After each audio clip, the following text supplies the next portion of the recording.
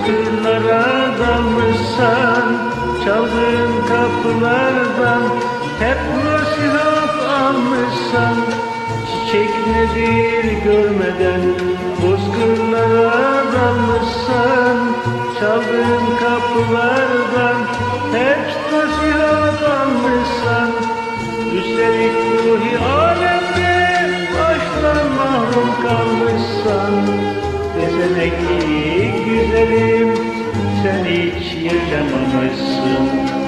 Desene ki güzelim sen hiç yaşamamışsın.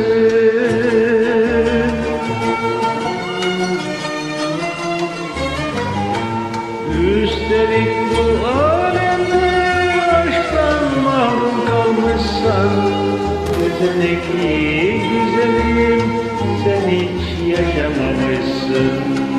Desene ki güzelim sen hiç yaşamamışsın.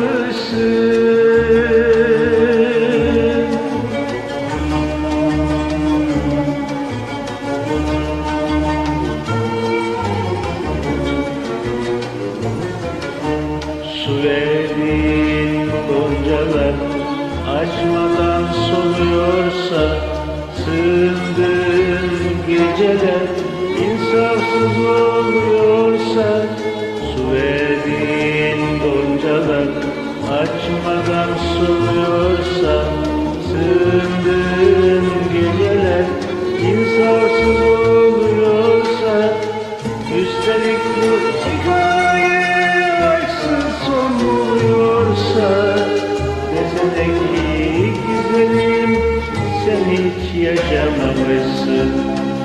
Desene ki güzelim sen hiç yaşamamışsın.